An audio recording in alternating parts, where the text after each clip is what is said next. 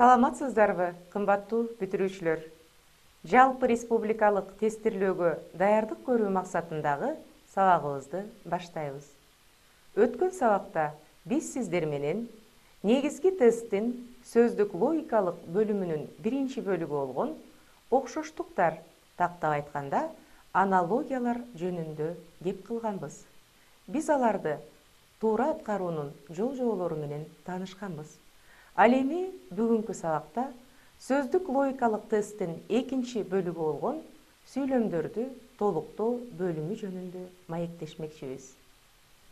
Бул бөлүмгө киришүүнүн алдында сиздер мына ушул тапшырмаларды аткаруу үчүн атайы көрсөтмөлөр менен таанышып алууңуздар зарыл. Алар төмөнкүлөр болуп саналат. Тапшырмаларды аткаруу үчүн көрсөтмөлөр төмөнкүдөй. Сиз ар бир тапшырмада 1-4 чейинки сөздөрдү калтырылган сүйлөмдөрдүн бериле тургандыгын көрөсүздөр. Жооп варианттарында аларды толуктоо үчүн 4төн топ сөздөр келтирилет. Сүйлөмдөрдүн маанисине эң ылайык келген вариантты тандап, боштуктун ордуна жайгаштырып, андан кийин гана стилдик жактан туура келген сүйлөмдөрдү аныктап алышыңыз зарыл. Так ушул маанилик дагы, логикалык дагы, стилдик грамматикалык жактан туура келген сүйлөм гана сиздин туура жообуңуз болуп эсептелет. Анда эмесе мисалдарга көңүл буруп көрөлү. Бул жерде эң маанилүүсү ар бир сөздү орун тартиби боюнча туура жайгаштырганга аракет кылышыңыз зарыл. Эмесе тапшырмалар жөнөкөйдөн татаалды карай түзүлөөрүнө көңүл буруңуздар. Эгерде 1 же 2 боштуктан турган сүйлөм болсо, бул тапшырманын жөнөкөй түрүнө кире турган болсо, 3 же 4 боштуктан турган сүйлөм болсо, бул тапшырманын татаал түрүнө кирээрин эсиңиздерге салабыз. Мисалга көңүл буруп көрөлү. Төмөнкү мисалда сиздер бир орду бош турган сүйлөмдү көрүп турасыздар. Адегенде кунт коюп, сүйлөмдү окуп чыгып таанышканга аракет кылыңыз. Маалымат атайлап бурмаланганда ал кандай болот? Демек, алдыда турган А, Б, В жана Г варианттарында берилген сөздөрдүн ар бирин боштуктун ордуна жайгаштырып окуп көрүңүз. Логикалык жактан ылайык келген сүйлөм гана сиздин туура жообуңуз болуп саналаарын эсиңизге салыңыз. Анда эмесе ар бир сөздү орун тартип боюнча жайгаштырып көргөнгө аракет кылып көрөлү. Ал төмөнкүдөй. А вариантындагы жашыруун деген сөздү боштуктун ордуна жайгаштырып окуп көрүңүз. Маалымат атайлап бурмаланганда ал жашыруун болот. Карап көрүңүз. Бул учурда атайлап бурмаланган маалыматтын жашыруун экендиги анчейин туура келбейт. Демек, биз башка сөздөрдү дагы боштуктун ордуна коюп, ой жүгүртүп көргөнгө аракет кылабыз. Анткени жашыруун деген сөз бул сүйлөмдү стилдик дагы, логикалык жактан дагы туура жооп катары алганга мүмкүнчүлүк бербейт. Андай болсо, бул сөздү азырынча биз туура эмес жооптордун катарына киргизип, кийинки сөздү боштуктун ордуна толуктаганга аракет кылып көрөлү. Маалымат атайлап бурмаланганда ал анык болот. Карап көрүңүз. Бурмаланган маалымат анык болобу? Албетте жок. Андай маалымат туура так анык маалымат болбойт. Демек, бул жооптагы туура эмес жооптордун катарына кирет. Андай болсо, биз В вариантын боштуктун ордуна толуктаганга аракет кылып көрөлү. Демек, маалымат атайлап бурмаланганда ал ишеничтүү болот. Ой жүгүртүп көрүңүз. Бурмаланган, бузулган маалымат ишеничтүү болобу? Албетте, бурмаланган маалыматка мейли биз телерадиодон болсун, же прессадан болсун, уксак, ал маалыматка биз ишенбейбиз. Тактап айтканда, мындай маалымат ишеничтүү болбойт. Демек, бул жооп дагы туура эмес жоопторго кирет. Ошентип, бул тапшырмада биз А, Б жана В варианттарынын туура эмес жооп экендигин көрдүк. Андай болсо, Г вариантынын анык экендигине көзүбүз жетиш үчүн бул сөздү дагы боштуктун ордуна коюп окуганга аракет кылып көрөлү. Маалымат атайлап бурмаланганда ал шектүү болот. Тактап айтканда, бурмаланган маалыматка биз анчейин ишенбейбиз. Демек, ал шектүү болот. Ошентип, бул сүйлөмдөгү боштуктун ордун толуктоодо Г вариантындагы шектүү деген сөз толук кандуу биздин сүйлөмүбүздү логикалык жактан дагы, стилдик грамматикалык жактан дагы ылайык келе тургандыгына көзүбүз жетти. Маалымат атайлап бурмаланганда ал шектүү болот деген сүйлөм туура сүйлөм болду дагы. Бул тапшырмадагы туура жооп катары биз Г вариантын белгилесек болот экен. Ушул сыяктуу эле дагы кийинки мисалдарга көңүл буруп көрөлү. Төмөнкү мисалда эки боштукту толуктоо максатында орун тартиби боюнча туура жайгаштыруу максатында ортолорунан атайы сызыкча менен бөлүнүп көрсөтүлгөн варианттар сиздердин сүйлөмдүн алдында көрсөтүлгөн. Көңүл бургула. Адегенде сүйлөмдү окуп көрөлү. Эрежелерин билүү эмнени туура түзүүгө мүмкүнчүлүк берет? Карап көрүңүздөр. Демек, варианттар: А. Жүрүм-турум, кандай гана болбосун сүйлөшүүнү. Б. Көбөйтүүнүн эрежелерин билүү. В. Ыр жаратуу эрежелерин билүү. Г. Синтаксистин эрежелерин билүү. Бул учурда ар бир сөздү боштукка туура орун тартиби боюнча жайгаштырууну унутпайбыз. Бул эң маанилүү болуп эсептелет.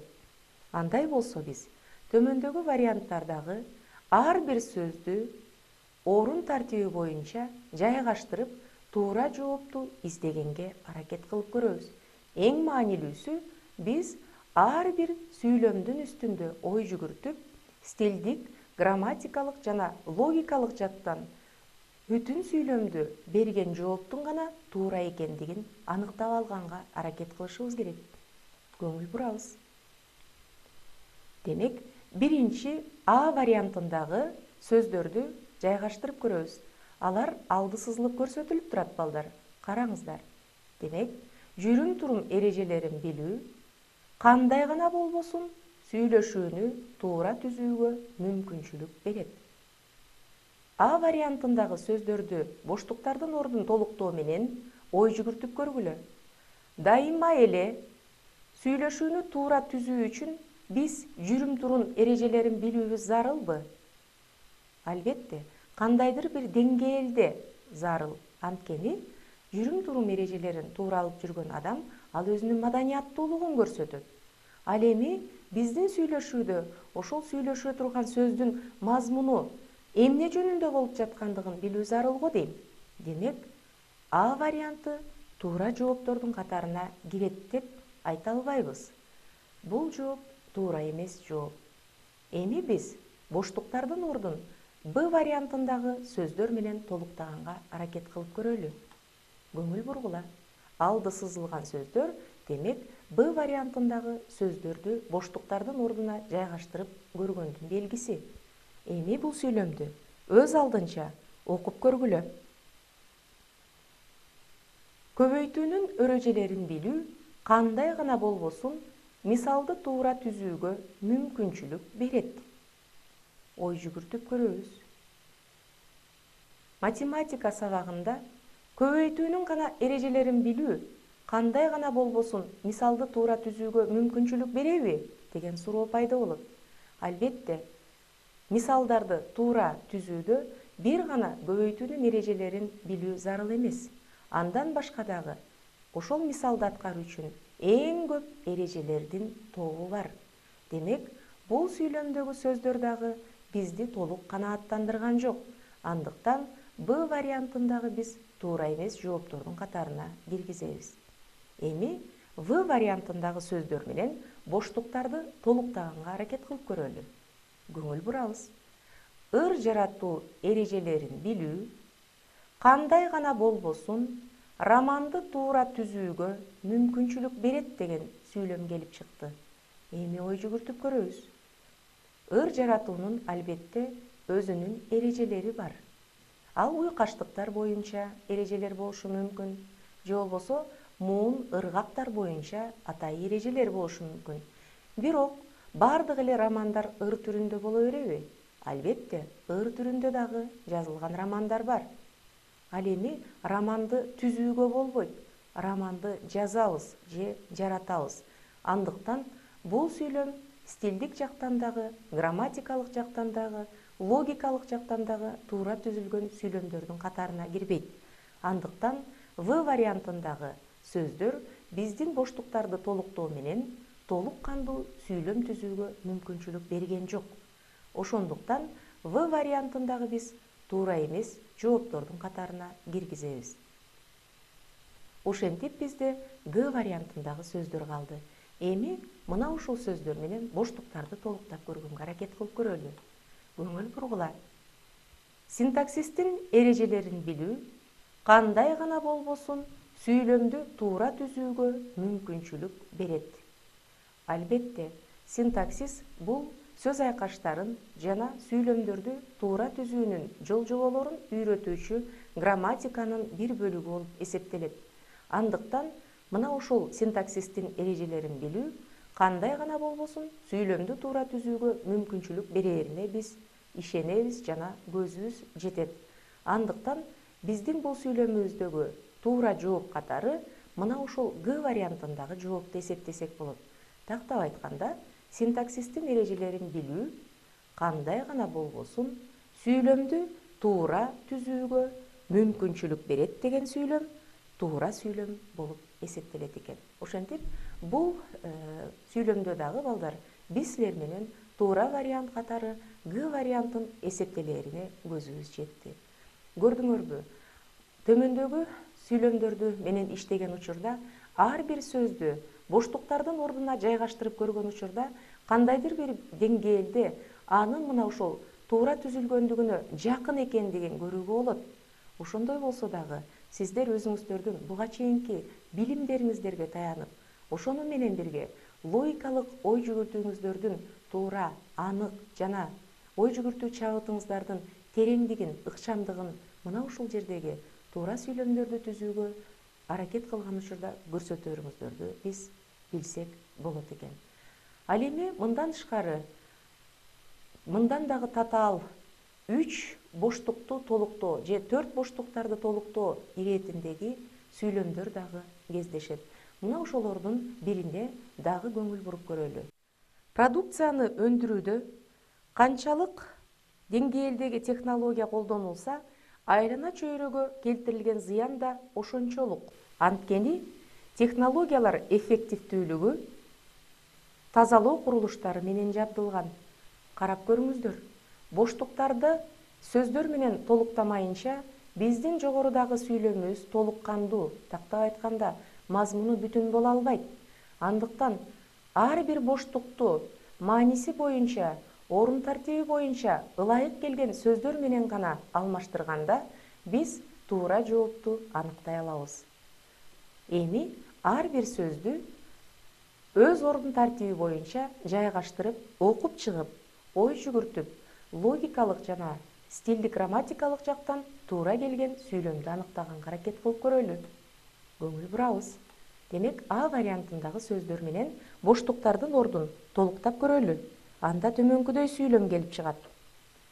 Продукцияны өндүрүүдө канчалык эски технология колдонулса, айлана чөйрөгө келтирилген зыян да ошончолук көп болот. Анткени эски технологиялар эффективдүүлүгү төмөн тазалоо курулуштары менен жабдылган. Көңүл бургула балдар. Бул сүйлөмдүн үстүндө ой жүгүртүп көрсөк, чындыгында эле кандай гана өндүрүш болбосун, ал өндүрүш өндүрүп чыгарган продукция үчүн эски технология колдонулса, айлана чөйрөгө келтирилген зыян да ошончолук көп болоруна биз макулбуз. Анткени эски технологиялар эффективдүүлүгү төмөн тазалоо курулуштары менен жабдылат. Ошентип, бул тапшырмадагы туура жооп катары биз А вариантын аныктап алсак болот. Бирок анын туура экендигин далилдөө максатында кийинки жоопторго дагы көңүл буруу зарыл. Б вариантына көңүл буруп көрөлү. Б вариантындагы сөздөр менен боштуктардын ордун толуктап көрсөк, төмөнкүдөй сүйлөм келип чыгат. Продукцияны өндүрүүдө канчалык жаңы технология колдонулса, айлана чөйрөгө келтирилген зыян да ошончолук аз болот. Буга биз кошулабыз. Анткени эски технологиялар эффективдүүлүгү жогору тазалоо курулуштары менен жабдылган. Ал эми экинчи сүйлөмдөгү жөнөкөй сүйлөмгө көңүл бурсак, эски технологиялар эффективдүүлүгү жогору тазалоо курулуштары менен жабдылышы мүмкүн эмес. Себеби эски технологиялардын эффективдүүлүгү төмөн болушу мүмкүн. Андыктан Б вариантын биз туура эмес жооптордун катарына киргизебиз. Эми В вариантындагы сөздөр менен боштуктардын ордун толуктап окуп чыкканга аракет кылып көрөлү. Анда төмөнкүдөй сүйлөм келип чыгат. Продукцияны өндүрүүдө канчалык эски технология колдонулса, айлана чөйрөгө келтирилген зыян да ошончолук аз болот. Анткени жаңы технологиялар эффективдүүлүгү жогору тазалоо курулуштары менен жабдылган. Бул жерде логикалык жактан ой жүгүртүп көрсөк, биринчи сүйлөм экинчи сүйлөмдүн маанисине карама каршы келет. Көңүл буруңуз, продукцияны өндүрүүдө эски технология айлана чөйрөгө келтирген зыяны аз болушу мүмкүн эмес. Тескерисинче, анын зыяндуулугу көбүрөөк болот. Демек, бул сүйлөм дагы туура эмес жооптордун катарына кирет. Эми Г вариантындагы сөздөр менен боштуктарды толуктап көрөлү. Ал төмөнкүдөй болот. Продукцияны өндүрүүдө канчалык жаңы технология колдонулса, айлана чөйрөгө келтирилген зыян да ошончолук көп болот. Анткени жаңы технологиялар эффективдүүлүгү төмөн тазалоо курулуштары менен жабдылган. Бул сүйлөм дагы логикалык жактан туура эмес түзүлгөн сүйлөмдөргө кирет. Себеби жаңы технология эч убакта айлана чөйрөгө көп зыян келтириши мүмкүн эмес. Жана жаңы технологиялардын эффективдүүлүгү төмөн эмес, тескерисинче жогору тазалоо курулуштар менен жабдылышы мүмкүн. Ошондуктан бул сүйлөм дагы туура эмес жоопторго кирди. Төмөндөгү Б, В жана Г вариантындагы сүйлөмдөрдү толуктоо үчүн кабыл алынган сөздөрдүн биздин сүйлөмдү толуктоодо туура логикалык жактан, стилдик жактан, грамматикалык жактан сүйлөм түзө албастыгына көзүбүз жеткенден кийин, биз жогорудагы сүйлөмдүн туура жообу катары албетте А вариантын белгилесек болот. Ал төмөнкүдөй сүйлөм болуп эсептелет. Демек, продукцияны өндүрүүдө канчалык эски технология колдонулса, айлана чөйрөгө келтирилген зыян да ошончолук көп болот. Анткени эски технологиялар эффективдүүлүгү төмөн тазалоо курулуштары менен жабдылган. Ошентип балдар, биз бүгүнкү сабакта сиздер менен сөздүк логикалык тесттин экинчи бөлүгү болгон сүйлөмдөрдү толуктоо боюнча маектештик. Бүгүнкү сабак кандайдыр бир деңгээлде сиздерге өзүнүн жардамын бере турган болсо, биз сиздер үчүн албетте өтө кубанычтабыз. Ал эми ушуну менен биздин бүгүнкү сабакка бөлүнгөн убактыбыз соңуна келип жетти. Келээрки сабакта эфир аркылуу кездешкенче сак саламатта калыңыздар.